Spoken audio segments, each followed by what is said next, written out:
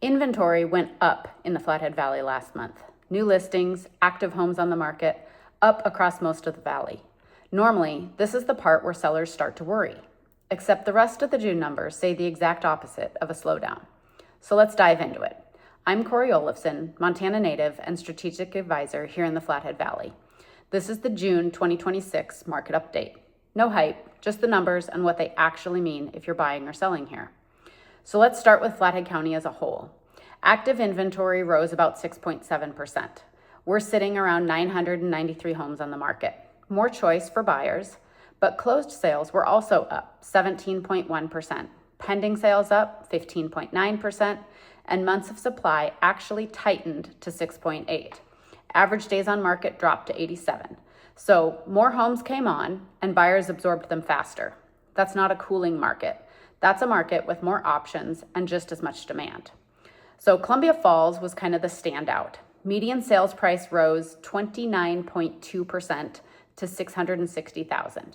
Pending sales up more than 54%, and homes there sold faster than anywhere else in the valley, 56 days on average, at 98.9% of the list price. That's the tightest list to sales price ratio in the region. Now, that median rests on a small number of closings, so I'm not going to tell you Columbia Falls jumped 29% in 30 days. But the demand underneath is real, and it's the same story I've watched all year. Buyers priced out of Whitefish are looking 15 minutes east. Whitefish, this is the mirror image. Whitefish is the opposite. Median crossed $1 million, up 6.4% to about $1,017,500, and closed sales jumped almost 59%. But average days on market nearly doubled to 120 days. That's not weakness. That's what a thin, high-priced market looks like. A couple of estates that sit for months pull the average way up. In Whitefish, you read the market price by tier, not by one median number. So Kalispell, this is kind of the steady market. Median around 560,000, up 2.8%. It's the most active market in the valley, 106 closings, and homes are still selling at 98.6% of list in about 79 days. If you want predictable, this is it.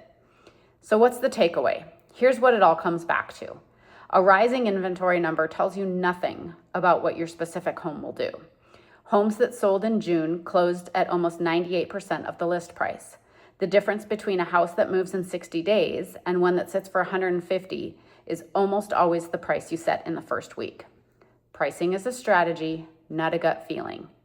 So if you want the full breakdown for your town, or if you want to know where your home actually sits in these numbers, the link's below to book a strategy call, and my monthly newsletter goes deeper into all of it.